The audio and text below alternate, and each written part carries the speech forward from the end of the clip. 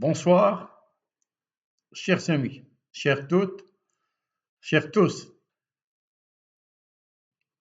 Bienvenue sur Culture Média Algérie. Voici le deuxième épisode de notre série Le Café de l'Au-delà. Après avoir franchi les portes de ce lieu mystérieux dans le premier numéro, je vais cette fois vivre une rencontre encore plus fascinante. Morts et vivants réunis autour d'une même table pour dialoguer sur la mémoire, la culture et l'avenir. Dans ce café intemporel, les frontières s'effacent, les voix du passé croisent celles du présent. Mohamed Dib, Assiad Djibar, Kateb Yassine, Mohamed El-Khdar Hamina et Haj Abdelrahman, l'inspecteur Tahar, accueille Rachid Boujedra, le seul survivant d'une époque où la culture algérienne rayonnait.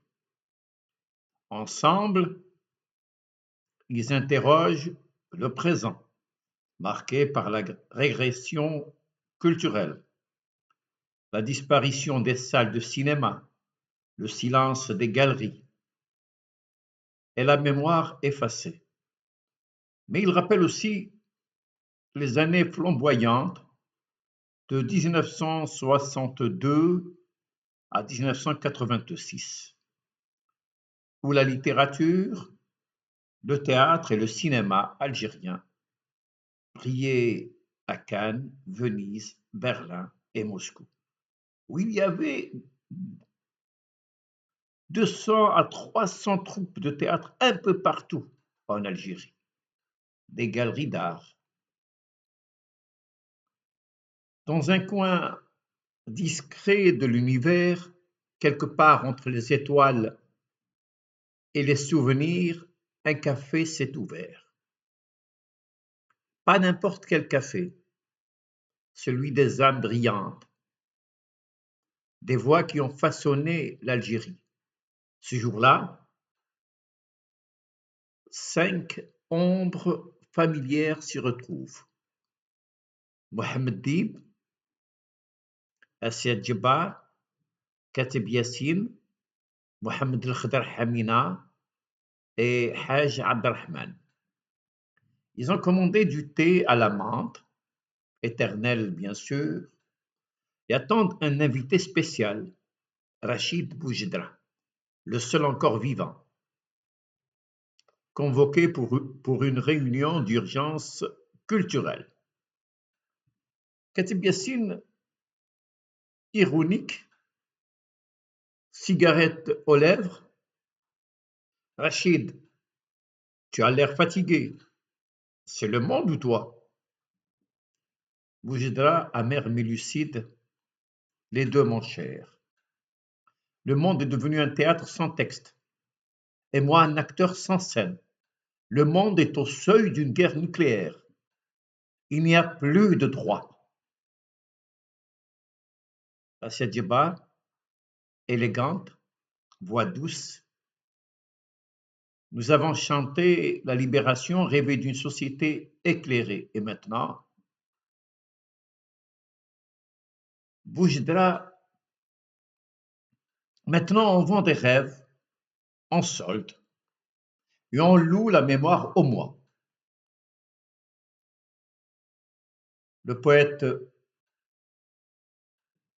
la trilogie Algérie et des neiges de marbre tente une diversion.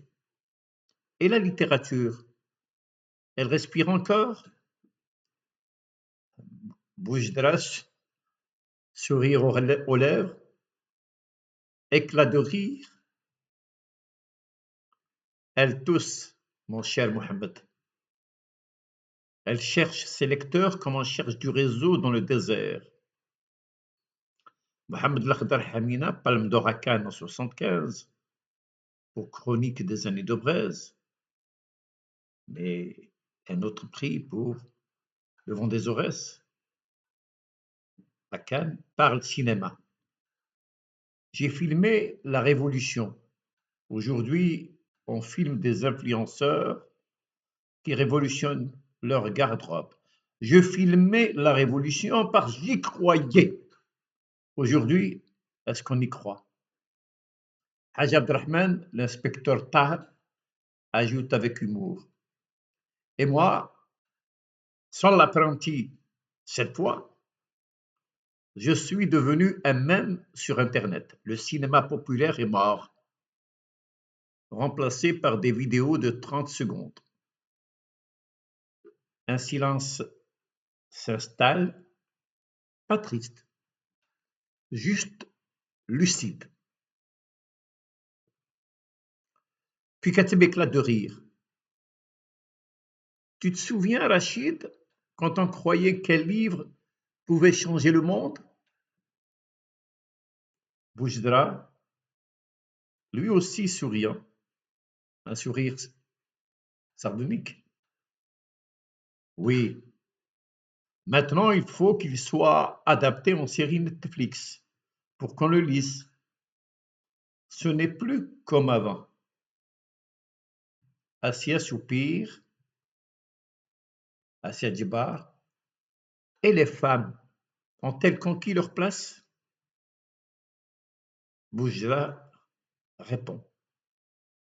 Elles avancent, Assia, mais parfois c'est comme marcher sur du sable mouillé. Chaque pas est une lutte. Mohamed Dib reprend avec gravité. Nous avons connu les années 60, les salles pleines, les débats enflammés, les cinémathèques bondées. Aujourd'hui, tout cela semble un mirage. C'est vrai que j'avais quitté l'Algérie parce que, apparemment, on ne voulait pas de moi, mais j'étais à Alger, j'avais l'Algérie au cœur et j'entendais tout finalement. Akhtar Hamina ajoute à Venise, à Berlin, à Moscou, nous étions respectés. Aujourd'hui, qui se souvient encore? Katab, toujours mordant, on se souvient quand ça arrange, sinon on efface. La mémoire est devenue un produit périssable. Haj Abdelrahman avec un sourire triste. Moi, je faisais rire les gens.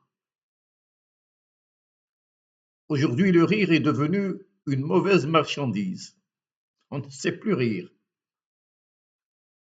On ne rit plus ensemble, on rit seul devant un écran. Oui,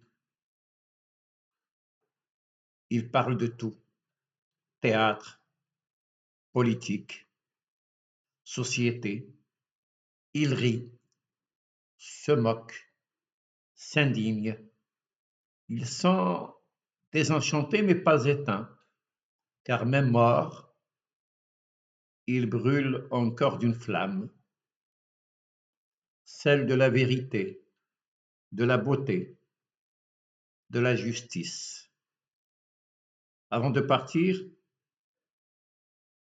Dib murmure. Rachid, continue d'écrire, même si le monde ne lit plus. Il faut que quelqu'un se souvienne. Et Boujdra, en quittant le café de l'au-delà, se dit que peut-être dans ce monde en déliquescence, où une guerre nucléaire se prépare, une troisième guerre mondiale, dit-on, l'encre est la dernière forme de résistance. Ce deuxième épisode du café de l'au-delà nous rappelle que la mémoire culturelle algérienne est vivante, même dans le désenchantement. Les voix de Dib, Jabbar, Katab, Hamina et Tahar dialoguent avec Boujdra pour nous dire que la littérature, le cinéma et le théâtre ne doivent pas mourir. Haj Abdelrahman sourit, un beau sourire. Ils sont les derniers remparts contre l'oubli et la marchandisation du rêve. Merci d'avoir suivi Culture Média Algérie. Abonnez-vous, partagez et continuez à explorer avec nous ces dialogues impossibles, mais nécessaires, car au café de l'au-delà, les morts et les vivants nous rappellent que la culture est une arme et que l'encre reste la dernière résistance. À bientôt, chers amis. À bientôt et merci.